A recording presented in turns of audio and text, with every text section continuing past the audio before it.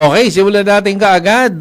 Siyempre, tayo po ay palaging apektado ang ating kalayaan, ang ating kapayapaan at kaunlaran kapag ganitong nangyayari na nagkakasigawan sa media, sa broadcast, ngayon sa social media na palagi kong napapanood ilang araw na si General Garcia ay yung unang-unang sinisigaw mong naririnig ko, yung Miranda rights. Siguro simulan natin doon. Kumusta naman po at ano ang update dito sa inyong napaka-controversial na kaso ng yung pagdampot dito kay former General Pocis ng Philippine Air Force. Correct po? Si General Pocis po ay napagpiansahan na namin at siya naman po ay nakalaya at 3 p.m. On the same day. On the same day. Noong January 5. Ano po, kami nagpapasalamat dahil napakasipag tumulong ng mga employees ng Branch 77 at saka nung branch na katabi. Naku, nakalimutan ko yung judge. Happy New Year po. Maraming salamat po sa tulong ninyo at napadali yung aming trabaho nung araw na yon. Siguro kaya din ganoon dahil wala kaming masyadong kasabay na nagpa-file din ng bail. Yes. Kaya maraming salamat din sa mga mainstream media at saka yung mga vloggers na talagang sinundan kami mula airport hanggang sa paglaya ni pag-release kay General Pocis. Yes. Ito po ba ay expected ninyo ng inyong grupo, ng inyong side na may ganitong mangyayari nitong araw na to? Oo, expected namin. Lunes yan. That was a Monday. Ganito yun no? Pinailan si General Pocis ng kaso. We appeared sa Fiscal's Office sa Quezon City. Okay. Nag-submit kami ng counter affidavit niya. Okay. Nagkaroon ng resolution yung Fiscal's Office ng December 1 yata. No? December Yes. 1 yung resolution ng Fiscal. Yes. Doon sa complaint ng CIDG. CIDG, NCR ang complainant po. So ngayon, naglabas pala ng decision ng December 1, ng resolution, wala pa kaming kopya. Natanggap namin yon December 10. Yes. Pero nung December 5 pala, meron ng warrant of arrest kasi December 1, final nila sa korte yung kaso. So, siguro 2 days after that, nag-file kami ng motion for reconsideration doon sa resolution at pinapaliwanag namin, dati nang may ganitong kaso, ganito ang naging resolution ng Department of Justice, ganyan kakapal. Siguro mga 1-inch thick yung aming pleading na i-file na motion for reconsideration, trying to convince the prosecutor na hindi dapat matuloy yung kaso. Okay, but nevertheless, hindi namin alam na gano'n na pala nangyari. Noong December 10, nagpapile pa kami ng MR, meron na palang warrant of arrest si General Pocis. Bumiyahe si General Pocis, kasama niya yung buong pamilya niya outside of the Philippines. He was supposed to come home 27 yata yun. So, sabi ko, sir, haba yan. Pagka dumating ka dito, may warrant of arrest ka, kukunin ka nila. Hindi ka marirelease. Alam ko, binilang ko, kung uuwi siya nung scheduled na uwi niya, nung araw na yon, 7 araw siyang mananatili sa CIDG. So sabi namin, baka pwede. Tagal-tagal yun. Delay mo. Okay. So, what we did was, in the meantime, nag-coordinate ako, ano ba yung last working day? I think 26 was the last working day.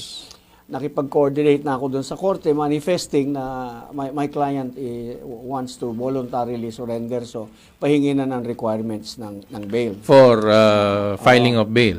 Filing of bail. Actually, alam naman natin yon. Alam natin yung mga requirements doon sa filing ng bail. Ang purpose ko lang for going to court, asking for the requirements is to make it obvious to them na pupunta ako doon, i-manifest ko na yung kliyente ko ay magbo-voluntarily surrender. Na walang intensyon na magpahabol. Yes, walang intensyon na tumakas or anything. Kasi ngayon, hindi mapoprocess ang bail hanggat walang ini-issue ang arresting unit ng certificate of detention or certificate of arrest. So yun yung prerequisite yung bago ka bago ka mabigyan ng bail, mapoprocess ng korte. So, paano yung voluntary surrender? Pagka ganun, kailangan ma-arresto ka. So, minanifest ko na susuko ay paying requirements. Yun. So, inasikaso namin, we coordinated. Sa ngalan po ng batas, pag may ganun kayong manifestation na talaga namang susurrender, willing to surrender, kailangan pa bang usigin kayo at habulin ng CIDG? Okay lang yun. Kailangan talagang, yung arresting is a matter of course. Kailangan mangyayari talaga yun. Kailangan kang arrestuhin ng kahit na sinong law enforcement, pwedeng NBI, pwedeng police, pwedeng ano yan. So, sa airport, nag-coordinate na kami. Coordinated, we wanted to make this as quiet as possible na... Narinig ko, sinabi niyo yan sa interview. Quiet lang. Arrest, dali namin sa... Kukunin siya ng CDU ng Quezon City. CIDU. Pagkatapos, dadalhin sa korte, makakapag-bail siya. Very quiet. Kaya lang, ang nangyari kasi, noong araw na yon, natunugan yata ng CIDG. Sabi niya, natunugan na ng CIDG. Dumating sila, nandun na kami. No? Hindi totoo late kami. Ang aga namin dun eh. Because nag-coordinate kami. No? Hindi totoo yun. Hindi totoo yun. Huwag kayong... Hindi nyo kami hinanap in the first place. Kasi if you're a good commander, pagdating mo doon sa area, tignan nyo nga kung nandyan na yung abogado ng kuwan at nang makapag-coordinate kami. Yun, gano'n. No? Hindi yung ikaw magpapahanap sa amin. Nandun lang kami. Hide and seek. Pinagkakaguluhan kami ng mga kasamahan namin. Ando yung mga polis na iba, nakikita rin nila that we have been there. No? So, na-interview ako, na-interview si Atty. Topacio, na-interview pa ibang kasama namin. We were just there waiting, loitering. Until sinabi sa amin, sir, palabas na. So, nag-aantay kami doon sa VIP gate. Kasi doon namin ine-expect na ilalabas siya. Hindi siya doon nilabas siya doon sa kabilang gate, yung sarado, yung may bakod. So, kaya pumunta na kami doon sa bakod, sumisigaw kami, abogado kami, andito kami, we want to talk to our client. Terminal 1, 2, 3. Terminal 2? Sa Terminal 3. Okay, Terminal 3. Gate. So ngayon, sabi namin, andito kami, we just want to talk to our client. We want to talk to the team commander. Sumisigaw si Attorney Perdi. Sabi ko, hanapin mo yung team leader. Sino yung team leader? So, ang team leader, lumalabas is yung pinaka-NCR. Most senior. Oo, yung pinaka-NCR commander. Regional director. NCR commander yun eh. Ng NCR, full kernel yun, ng CIDG. Yung NCR unit nila. Ganon. So, hanggang sa itinakbo nila palabas doon sa kabilang gate. Hindi doon sa binabantayan naming gate. Yes. O eto na, saan mo dadalhin yan? Habulan na. Hindi naman natin inaano na kuhan. Pero that's, you want to ensure that your client is okay. Safe. Is safe. Tsaka dadalhin mo sa tamang pagdadalhan. Yon. So, doon na kami na nung ayaw kaming pakausap man lamang. No? So, sinasabi namin that's a violation of the Constitution. That is a violation of the law. Which we assume alam ng mga pulis. No? With all due respect kay General Nartates, sinabi ko na to before, pero sabihin ko ulit ngayon, we expect a renewed professional PNP under the leadership of General Nartates. By timeline, nag-o-observe ako sa social media, tsaka sa radyo at television. Nauna kayo na pinakita yung soundbite nyo na sumisigaw sa mga pulis. Huli na lang nilabas ng mga pulis na nag-aaresto na may natsot din sila na hinahanap nila yung mga abogado. Ang nangyari kasi, nung nandun na kami sa CIDG, habang nag-uusap-usap kami ron, ano ang tawag mo ron? Yung he slipped out. Yung commander slipped outside. At doon siya nagsabi na late kasi sila eh. Doon ako nainis na anong late? Balikan na, papalabasin mo kami ang nagkulang. Hindi ganon. That's not hindi tama yun. Hindi tamang ugali yung... Kaya nabuwisit kami talaga ni Attorney Ferdi. Tutuluyan namin kayo. Okay. Hindi ito because galit kami sa inyo, kundi but let it be a learning experience kasi 2 beses yun ang ginawa. Kinidnap nyo yung presidente natin dati, pagkatapos ngayon, eto na naman, inulit nyo na naman, you denied our client their constitutional right. Isipin mo, binasahan mo, kababasa mo lang ng Miranda rights, yan. Kababasa mo lang, you have the right to remain silent. Anything you say can and will be used against you in a court of law. You have the right to a counsel of your choice. pagdating doon sa labas, wala na yung counsel. Diba, hindi mo pala nauunawaan yung binasa mo. You see? But that is a violation of the law because any person Okay. arrested, detained, or under custodial investigation shall at all times be entitled to the assistance of counsel of his choice. Okay. Yan yung maliwanag na provision ng batas. You violate that, ang penalty mo, well, mura lang yung fine 6,000 lang. Yung administrative. Oo, mura lang. Hindi, sa court. Kung Okay. pinahal mo ng criminal case, iba yung administrative. May administrative, meron din yun.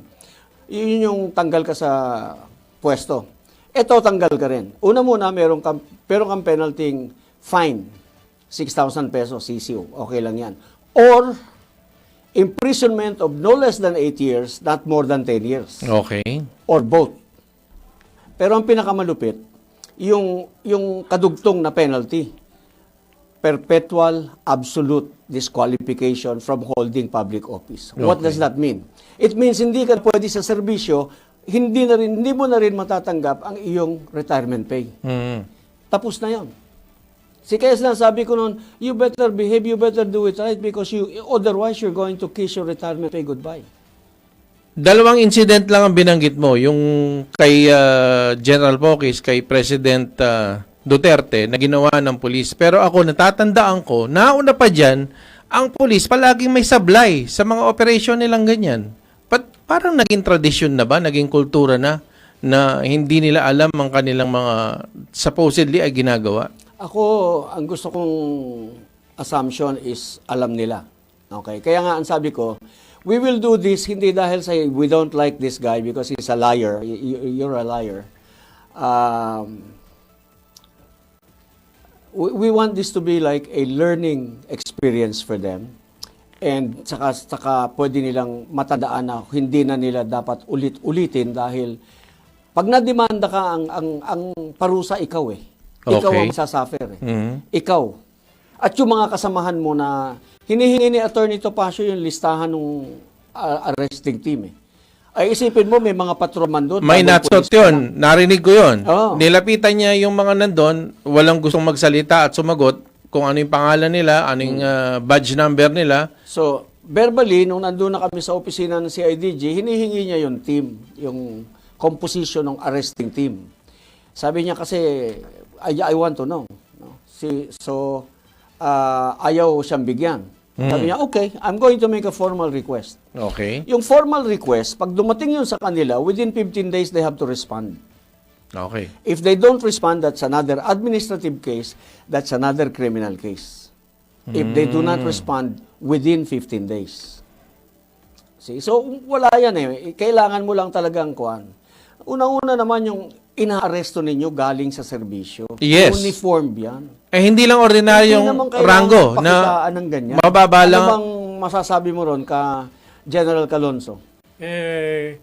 Kung yun nasa serbisyo pa very unprofessional yung kanilang ginawa. Dahil nga lalong-lalo na yung tao na arestuhin hindi naman nag-manifest ng intent na tumakas. Voluntary nga sumusurrender. He should be given due respect. Yun. Oo nga eh. Yun lang dapat respetuhin yan bilang isang kababayan, isang Pilipino at isang malayang Kung citizen. itong ating talakayan makakarating kay General Nartates, tama naman po yung sinabi mo na dumaan sa proseso. Tama ba yung ginawang proseso ng tao mo? That has to be checked. That has to be inquired. That has to be corrected. Ito, ilang araw ko nang gustong itanong. Pareho kayong general. Yung mga mas mababa sa inyo, wala bang respeto kahit retired na kayo? Mapa AFP o mapa PNP? Ano ibig sabihin? Ganon din. Kay General Pocis, hindi naman siya private lang o yung mababang rango lang. Wala bang respeto sa ganyan? Hindi, dapat lahat mabigyan ng tamang respeto dahil sila akusado pa lang sila, hindi naman sila nahatulan na may kasalanan or what, but even nga yung may kasalanan nire-respeto pa rin yung kanyang karapatan lalong-lalo na yan.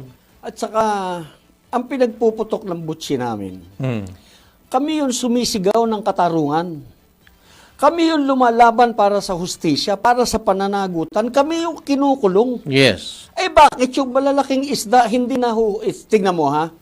Sinabi ko na to umpisa pa lang. Sabi ko, 'di ba natatandaan mo nag-uusap tayo dito. Ang ikukulong dito yung mga kontratista at yung mga taga DPWH. Kaya sabi ko noon, perpetuate niyo yung testimony niyo para it will keep you alive. Ah. Okay.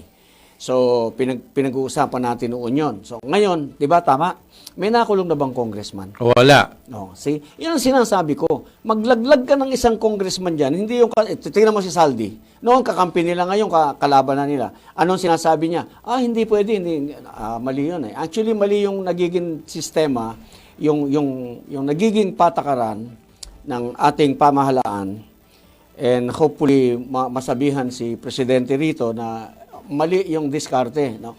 Pag sinabihan ka, binintangan ka, sinabi sa iyo na ganito, ganyan, you have to face that. Yes. Kailangan mong harapin yun. Hindi yung sasabihin mo, hindi pwede yung sinabi ni Gutesa, hindi kasi tama ang notaryo. Saglit. Bakit? Tanga ba yung mamamayan? Saglit. May gusto akong itanong dyan eh. Kasi naalala ko, yung lola ko, sabi niya, kung sino yung unang pumutak sa mga manok, yun ang nangitlog. Nung elementary naman ako, naalala ko, kung sino unang pumiyok, siya yung umutot. Ba't ganun? Ba't siya pang dinadampot at siya pang hinuli, siya pang pinosas? Ano po masasabi niyo doon? Sabi mo nga kanina, history repeats itself. Yeah. Ayan, kasi ganito nung araw, nung panahon ng mga coup nung araw, meron akong isang kasamang Marine General, nagko-complain siya, sabi niya, kami mga humuhuli doon sa mga nagkuku, ngayon kami ang hinahabol. Sila mga unang napopromote. Kami nahiiwanan. Nako. Samantalang we stood strongly for the government and then kami ngayon parang ganyan nangyayari kay General Pokis. At ngayon, akong gustong itanong para magkaroon ng konting kaliwanagan dyan eh. Okay. Ang glaring na instance na magsasabing inciting the people to sedition. Yo. Yun, Sa batas. Oo, sa batas. Kasi nga kung sa mga kanya mga pronouncements before, yung element na sinasabi na para ma-charge siya ng sedition, parang hindi maliwanag. Ano bang masasabi mo ron na General? Halimbawa, inciting sedition. Tatalumpati. Tama. Ang ating ay bangag. Okay. Ating Pangulo ay drug addict. May mga kasahan ka ba dyan? Magkaisa, lusubin natin ang Malacanang. Gibagsik tayo hanggang sa... Yan. Sedition. Mga kasama na kayo ng armas, lusubin, magpapatayin natin sila. Pero wala akong nakita ng mga ganun. Sabi ko with you, sa mga kasama natin, sinusundan mga pangyayari at alam ko yung ganong ista at wala akong nakita. Meron nga akong mga yan nakakilala grabe silang mga ganyan eh. Totoo.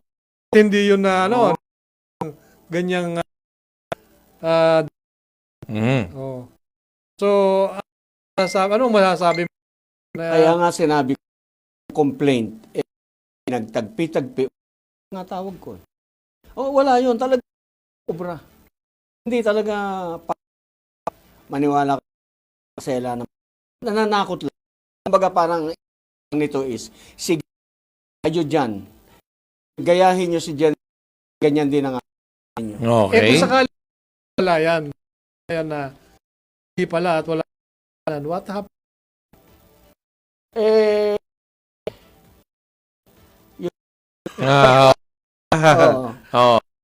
Yun. Maliban na, balikan mo yung wala naman yung ng fiscal lang ako.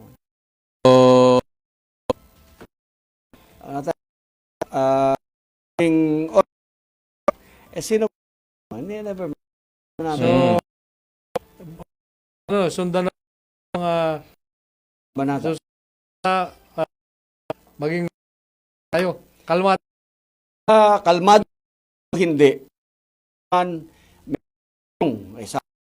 Hindi naman din specify.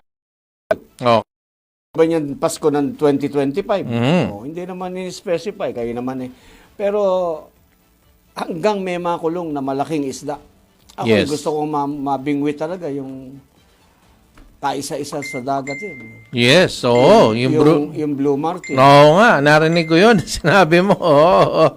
Mukhang napakasarap yata ng ano na yun, ng isda na yun. Oo, ba eh. Pero, sige, iba naman siguro pag-usapan natin. Mm. Yung nangyayari dyan sa may gawing norte ng Manila, doon sa Valenzuela. Valenzuela pala. Yung kinidnap yung barangay captain na ang pangalan ay Madugo. Tama. Akala ko anong una. Sa ano yun sa bandang monumento sa Valenzuela, yun pala, Venezuela. Ngayon, tinatanong ko kasi, may tinanong akong isang abogado rin. Sabi ko sa kanya, what authorizes US to do it? Ano ba masasabi mo ron Tama. Legally? May binabanggit na cocaine. Ako kasi gusto kong isipin na bakit ginawa ni Presidente Trump yan. Sa Amerika kasi, walang war on drugs na katulad dito sa atin. Okay. Hindi nila kayang gawin yun At saka siguro ang calculation nila, if they do it, parehas nang aabutin nila ng inabot ni Presidente Digong. Okay. So, yun yung kumbaga kapalit nung ginawa ni Presidente Digong na siya mismo ang lumaban at siya mismo ang humarap. Okay. Yung kinalaban mo yung local yung mga drug lords. Tama. Kaya napagkaisahan ka ng drug lords, maraming binayaran, news media, politician. Ako, sabi ko nga, hindi ako magtataka kung pati yung mga hukuwis maestrado ng ICC, nadiktahan ng international dahil nasaktan sila dito Yes. Nagiba lahat ng laboratorio ng droga dito, kaya naging imported na yung drugs Oh. So when you're exporting drugs to the United States, and sabi nga ni Presidente Digong, wag mong sisirain ang aming kabataan dahil papatayin kita. Yes. Yan. So, yun yung justification ni President Trump kung bakit niya nilusob na lang si Maduro. At kinuha niya para papanagutin niya sa American law. Kasi yung kasalanan niya, doon niya ginagawa, dito niya binebenta, may kasalanan siya sa Amerika. Kasi sinisira mo ang buhay ng mga batang Amerikano. Yes. Kahit na hindi bata, sinisira mo American life. So, Yes. yun ang justification niya, yung drugs na exporter kasi ng droga South America Di ba noon yung Colombia, sa Colombia. Si El Chapo. Hindi, si El Chapo Mexican yun Okay. Sumunod lang yun pagkatapos ni Pablo Escobar. Ayun. Pablo Escobar is the same thing. They had to do something about him. So yun, yung mga ganyan, no. So yung Cali Cartel yata they got him na sa Amerika din naikulong din nila. So yun yung kanilang justification doon sa kuan. Kaya lang syempre alliance, pumapalagang Russia, pumapalagang China. Doon sa nangyari, no? Because sabi nila, it's a violation of sovereignty. And sabi naman ni Trump, I'm enforcing criminal law. May kasalanan yan sa bayan ko sa mga Amerikano. So, yes. Yun lang. So, dito sa atin, ibang usapan. Ayoko talaga ng away sa China. Not because I am pro-China, but because ayoko nung... Well, it's a long story, mahabang usapan, another program siguro. What about yung issue ng petrodollar? Petrodollar. Yung may langis sa Venezuela. Totoo, meron din yun. Pero maaaring isa yun sa motivation, maaaring ang droga ang primary rason na sinabi, pero ang ulterior motive is yung oil. Marami naman silang oil Okay. Pero marami talaga oil. Malapit lang yun. Valenzuela lang. Okay. Tatabila na may kawayan. Monumento ka lang dadaan. Okay. So parang may magkahalong economic na reason, may halo ding yung sa drugs related na reason. Ano kaya ang magiging effect nito dito sa ating region, sa Southeast Asia, ganun din lalo na sa Pilipinas? Marami tayong langis, hindi natin makuha. Marami tayong gas underneath. No? Hindi pa natin na-explore kasi kaya nga inuunahan na sila ng inchik. Dahil, alam niyo ba yung China nakarating na doon sa pinakailalim ng Philippine Deep? Wow. Oh, they are already exploiting yung ating resources doon sa Philippine Deep. Meron doong mga bato-bato silang nakita na nagagamit para sa baterya ng kotse, baterya ng cellphone. Oh. Kaya yung baterya ng sasakyan nila, dito nang gagaling sa atin, sa Philippine Tapos Deep. binibenta rin Yun sa yung atin. mga bato-bato na, yun nung kinuha nila, pinag-aralan nila, magandang source ng baterya. Electronic Mayaman vehicle. dun sa, hindi ko alam kung ano yung kuwan. No? See? So, yun yung sa atin na local na kuwan. Pero, merong biro-biroan, nagkaroon ng idea si Xi Jinping. Okay. Mas maganda palang kidnapin ko na lang yung presidente nila. Pagkatapos, sakupin ko na sila at pagkatapos, tama. Hindi niya naisip na baka na matutuwa yung mga Pilipino pag ginawa niya yun.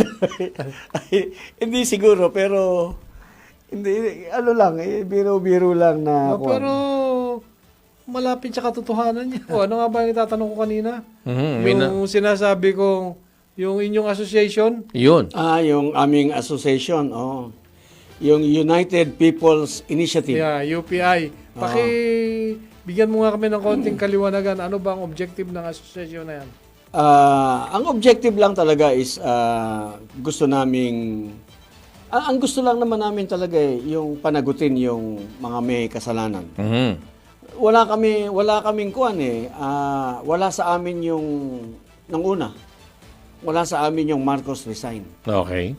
Hindi nga namin pinayagan na mag-merge sa amin yung isang grupo dahil nung sila magme-merge na sa amin nung rally na 16, 17, 18. Okay. Dumating sila, ang dami, pero may placard silang Marcos resign. Hinarang namin yun. Hindi tayo pwedeng magsama kung meron kayong dalang ganyang placard. Kung gusto niyo sumama sa amin, baba nyo yan, huwag nyo itataas sa grupo sa amin. Ganon. So wala kami nun. At tataka nga ako na yun yung isang ginamit, yung Marcos resign. Laban kay... Oo. Nagkaroon ng Marcos resign nung matapos magsalita si Senator Jaime. na yung kapatid niya, kinokonfirma niya gumagamit ng droga. Okay. Then, alam mo naman, pagka ikaw nasa serbisyo, tulad ni General Pokis, right there you realize na yung kanyang drug addiction, because kapatid na nagsabi, it now becomes a very serious national security concern. Yes. Kaya sabi niya, pagka ganyan ang usapan, iba na yan. Pwede na tayo magsabi ng Marcos resign. Sabing ganon. So, bugso ng damdamin nung gabing yun, Marcos resign. Pero, alam mo, hindi mag-aalab ang damdamin mo pag nakadinig ka ng Marcos resign dahil Marcos resign lang. Wala ka namang ibang sinabi, kundi ganun lang. Kaya nga, sabi nga ni Atty. Topacio, di sige, Marcos resign, demanda mo ako. Because there is really nothing into it. Mag-aalab ba? Ikaw, makadinig ka ng Marcos resign, mag-aalab ba damdamin mo? Hindi. Lulusubin mo ba Malacanang? Hindi. Lalaban ka ba sa gobyerno dahil sa nadinig mo? Hindi. Yung mag-aalab, magagalit, makakakuha ka talaga na, yan, talagang, makibagsik tayo, hindi na natin kailangan, mga ganun ba? Yes. Yan. So, Pero sa mata po ng batas, Attorney General Garcia, yung bang ganun na mismong kapatid ang nagkukumpirma na, bawa ako, wala akong kapatid kung sakaling may kapatid ako. hindi, yung katulad nun, yun yung sinasabi ko kanina, no? Si Gutesa, diniscredit nila yung statement.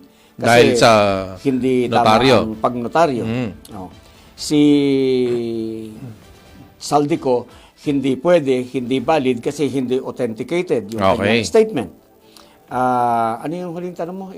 Yung si mismong kapatid, Senator yung Aimee. mismong kapatid na nagsabi, nagdodroga, nakikita ko yan Valid yun. These are the things you have to... Sa batas? Sa batas. Kahit sa batas. Okay. These are the things you have to meet head on. Hindi mo pwedeng i-brush aside na hindi tama notaryo, hindi authenticated, hindi raw hindi raw qualified si Amy na magsabi ng gano'n. Paano hindi valid? Nakita nga niya eh. Nakita ko eh. See? Sino ba sa batas? Ano ang definition ng witness? Who may be a witness?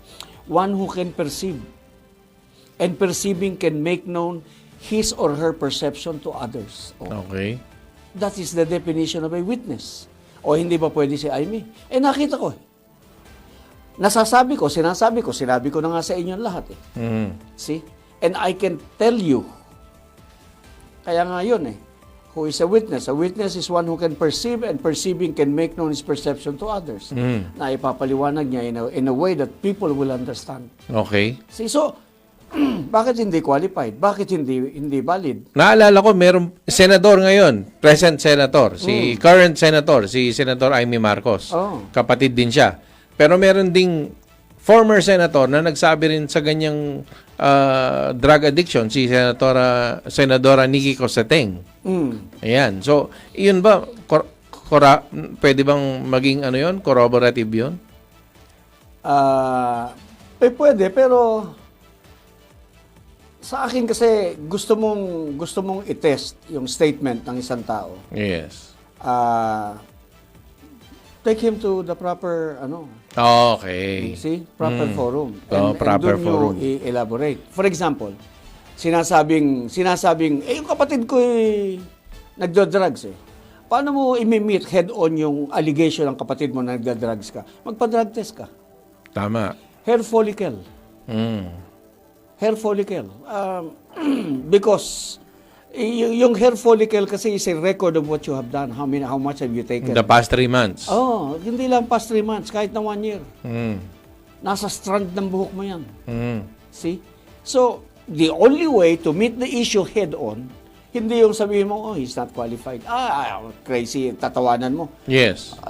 Tanga ba ang mga tao para... Hindi ganon. Hindi ko sinasabing si Presidente. I'm just expressing kumbaga ako, yung sarili ko, opinion ko. Pag ako pinagsabihan akong ako'y drug addict, what's the best way to do? Di magpapadrug test ako. Tama. See, pag sinabing, di ba, patunayan mong hindi, no ifs, no but. Hindi ako kailangang pilitin, hindi ako kailangang kung ano sabihin sa akin para gawin ko yon because I want to clear myself right away. Tama. That is the normal human reaction of a person who is accused of something. Yes. Magpa-drug test ka, yung katulad ng isang congressman sa Amerika yata. Nasabihan siya na siya ay umattend ng party na mayroong mga drugs, may mga party drugs. Ang ginawa niya kinabukasan, nagpa-drug test siya. I have to clear my name. Here's my result. I am negative. I did not. And there is nothing like that. See, wala na, tapos agad ang issue. You kill the issue. Yung Quesaldi ko, sinabi niya, eto nagdala. Totoo yan, sila nagdadala ng pera sa akin, si Gutesa at yung mga kasamahan niya. Corroborative. See? Tapos na, hindi na yan, yung kumbaga, Hindi na pag-uusapan patunayan na. I second the motion. Okay. Diba? Kumbaga parang meron nang sumigunda doon sa sinabi. Ako po ang nagdadala. Sabi naman nung isa, sa akin nga po dinala. Yun. Ako nga po yung pinagdalhan nung mali-maletang iyon. At ganito po ang sistema. Pagdating niya doon, bago siya umalis sa pinanggalingan niya, kinunan niya yung maleta. Ilang maleta yan? Kasi ang isang maleta may 48 million. Yes. Ilang maleta yan? Di 48 million times 10. Ganon, di ba? O times ganito. Kinunan doon, pagdating sa akin, kinunan ulit ang picture. Nung ako naman, nakita ko, kinunan ko ng picture, yan ang tinanggap ko, yan ang dinala mo. Yes. Di walang questionan. Ebidensya yun eh. You want to challenge that? Take him to court. Right here, right now, what you do is you file a case against Saldico. Tama. Filean mo ng kaso. Sino pa ang mga nadawit? Nadawit si yung ating Bluefish. Romualdez. Yan. Take him to court. Siguro take him to court. Talagang kailangan nating may next episode dito sa oras na 7:59. Kailangan 2 oras yung Oo nga.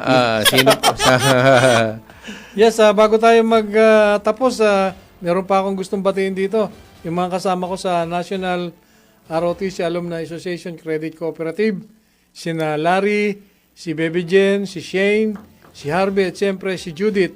Again, PL, happy birthday at sa inyo pong lahat. Juliet, pagaling ka at tuloy-tuloy lang natin ang pagiging kalmado and let the due process take its course. Ayan. General, Diba, Ma'am Irene? General Garcia, sir? Ako po ay hindi mag-aantay. Ako ay magmamasid at gagawa ng paraan para ang katotohanan ay lumabas. Ito po si General Virgil Garcia, Lumalaban. lumalaban para sa bayan. Ayan, maraming salamat po sa ngalan pa rin ni Kuya Andy Vitan, ni General Jerry Samudio. Ko naman po, ang palagi ko sinasabi pag ako'y nagpapaalam, mahalin natin ang Pilipinas. Walang ibang magmamahal kundi tayong mga Pilipino. At siguro may dadagdag akong sasabihin, no? Kasi in line sa sinabi ni General Garcia, sana hindi lang fishball ang nahuhuli natin ngayon 2026. Manghuli rin tayo ng Blue Martin. yeah, okay. Susunod na po ang programang News Scoop. Ito po ang Up Pilipinas sa DWIZ.